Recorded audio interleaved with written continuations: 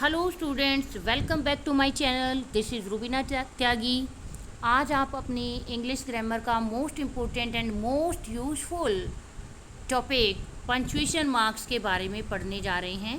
Punctuation marks इतना important topic है कि इसके बिना तो किसी भी सेंटेंस की सेंस को हम क्लियर ही नहीं कर सकते हैं। Punctuation is the use of standard marks and signs in writing to separate words into sentences, clauses and phrases in order to clarify meaning. कि किसी भी सेंटेंस के वर्ड के मीनिंग को क्लैरिफाई करने के लिए हम विशेष प्रकार के चिन्हों का प्रयोग करते हैं, उनको हम पंक्चुएशन कहते हैं। द मार्क्स और sign are called punctuation mark. Punctuation marks are signals to readers, ये रीडर्स के लिए सिग्नल होते हैं। पंक्चुएशन मार्क्स में सबसे पहले हम देखते हैं फुल स्टॉप। किसी भी सेंटेंस के एंड पर हम फुल स्टॉप लगाते हैं। End a sentence, example, Mary rode her bike to the playground. Playground के बाद हमें फुल स्टॉप लगाना है। सेकंड है comma, separate items in a list. अगर हम किसी भी लिस्ट से आइटम्स को अलग अलग करते हैं तो हमें वहाँ पर कोमा पुट करना होगा। I like reading books, listening to music and studying English.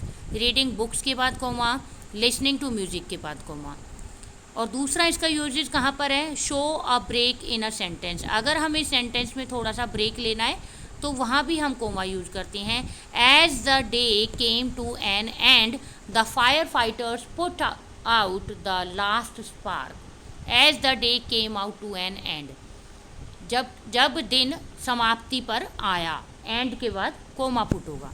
Next one is question mark. जब भी कोई क्वेश्चन पूछा जाता है तो उसके लास्ट में क्वेश्चन मार्क पुट किया जाता है। Where are you from, from के बाद क्वेश्चन मार्क लगाना है।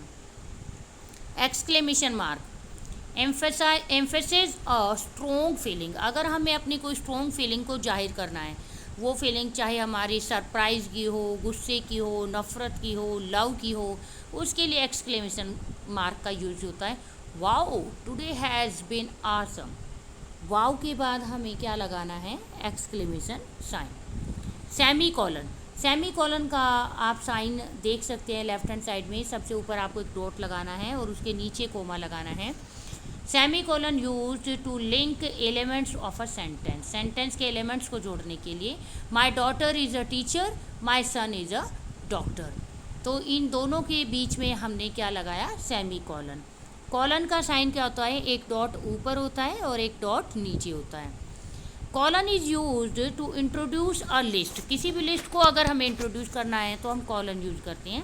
यू हैव टू चॉइसेस, आपके पास दो चॉइसेस है, ये लिस्ट है तो चॉइसेस के बाद हमने कॉलन यूज़ किया है और उसके बाद अपनी लिस्ट दिखाई है। फिनिश द वर्क टुडे और लॉस द कॉन्ट्रैक्ट, या तो आज वर्क फिनिश करो या अपने कॉन्ट्रैक्ट को छोड़ दो। तो इन चॉइसेस के सामने आपने क्या लगाया है, कॉलन। नेक्स्ट आपका कोटेशन मार्क्स, जिसको हम इन्वर्टेड कोमास भी बोलते हैं। लेफ्ट हैंड साइड में आप इसका साइन देख सकते हैं। दो कोमास ऊपर की तरफ होते हैं लेफ्ट साइड में और दो राइट साइड में। Quotation mark is use to show what is said. ये दिखाने के लिए कोटेशन मार्क यूज किया जाता है कि क्या बात बोली गई है। I work in Italy said Jimmy. Jimmy ने क्या बोला, मैं इटली में काम करता हूँ। तो ये जिमी की स्पेशल बात है तो इसको हमने कोटेशन मार्क के अंदर क्लोज किया है। आई से जो है इन्वर्टेड कोमा स्टार्ट होता है और इटली पर इन्वर्टेड कोमा क्लोज होता है। Next one is apostrophe. Apostrophe is use to show ownership और मिसिंग लेटर्स। अपोस्ट्रोफी का दो तरह से यूज़ होता है। एक तो ओनरशिप दिखाने के लिए, किसी चीज़ का अपने साथ संबंध दिखाने के लिए, और दूसरा इसका यूज़ होता है मिसिंग लेटर्स को हटाकर हम अपोस्ट्रोफी लगाते हैं। एग्जाम्पल देख लेते हैं। Sean's performance at school has greatly improve. SEAN, Sean ये नाम है। सेन की परफॉर्मेंस स्कूल में बहुत ज़्यादा इम्प्रूव हुई। सेन की, SEAN की, तो अपोस्ट्रोफी लगाया, एन के ऊपर हमने कोमा लगाया, फिर एस लगाया। आप इसको ऐसे भी समझ सकते हैं, my brother's performance, BROTHER apostrophe S, R के ऊपर कोमा जाएगा, अपोस्ट्रोफी एस, मेरे ब्रदर की परफॉर्मेंस। तो यहाँ पे हमने ऑनरशिप दिखाई है। Second example, they are going to the movies tonight. वे आज रात को मूवी के लिए जा रही हैं। वैसे तो दे और आर दो अलग अलग वर्ड्स हैं और दोनों की स्पेलिंग क्या है, THEY, आर की स्पेलिंग ARE, बट हमने इन दोनों को जोड़ना है और ए को मिसिंग लेटर दिखाना है। तो इसकी हम स्पेलिंग करेक्ट करके क्या लिखेंगे, THEY, वाई से ऊपर हम अपोस्ट्रोफी कोमा ऊपर की तरफ जो पुट करते हैं वो लगाकर हम लिखेंगे RE। तो ये दे आर की शॉर्ट फॉर्म लिखी जाएगी दे आर। जैसे इट इज़ की शॉर्ट फॉर्म हम लिख देते हैं इट्स, दैट इज़ की शॉर्ट फॉर्म हम लिख देते हैं that's.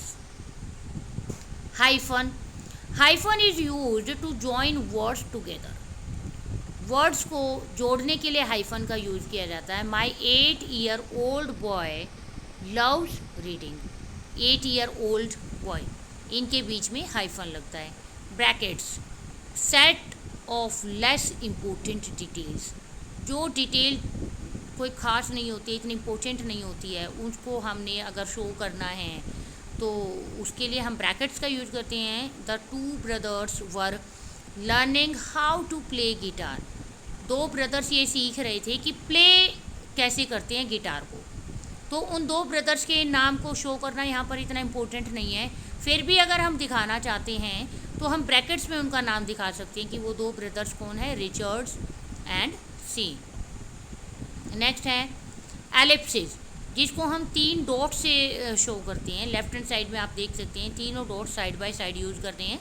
Ellipsis is use to show that part of sentences are left out, वो उस सेंटेंस के लेफ्ट आउट पार्ट को शो करने के लिए यूज़ किया जाता है। टू बी कॉन्टीन्यूस, कॉन्टीन्यूस के बाद हमने 3 डॉट लगाए।